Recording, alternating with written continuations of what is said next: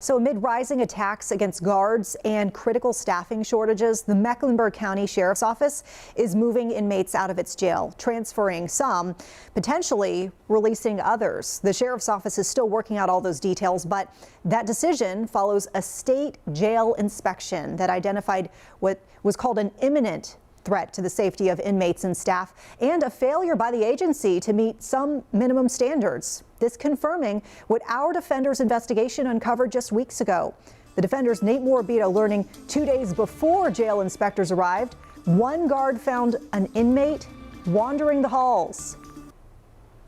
At a time when detention officers are already afraid to go to work, after months of stabbings and violent attacks against guards, somehow an inmate managed to walk around unnoticed. December 19th, 6:15 a.m.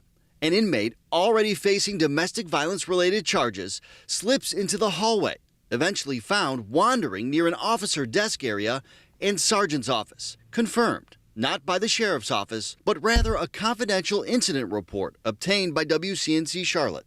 The latest in a string of dangerous failures at the Mecklenburg County Detention Center. I mean, that's pretty alarming.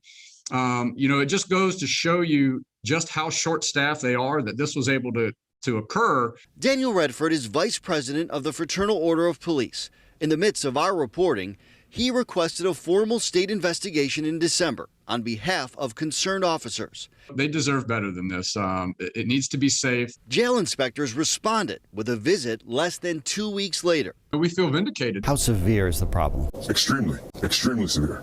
Inspectors substantiated the severity of the problem we identified. Conditions they say jeopardize the health, safety, or welfare of inmates and detention officers, including understaffing so profound, officials might not be able to safely evacuate 1,400 inmates in an emergency. But you all aren't always making the rounds as required by the minimum standards. That is true. So that's a violation of minimum standards. Well, nobody's told, no, the state hasn't said that yet. Leading up to the inspection, which confirmed a violation of minimum standards, Sheriff Gary McFadden acknowledged there are not enough employees to consistently make state-required supervision rounds. So that is a concern.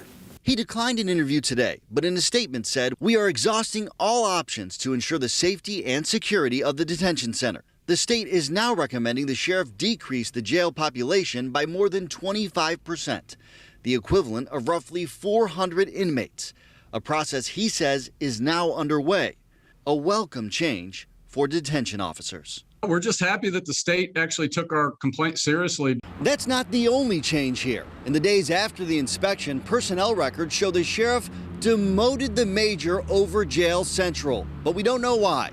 A spokesperson said state law prohibits the sheriff's office from releasing those details.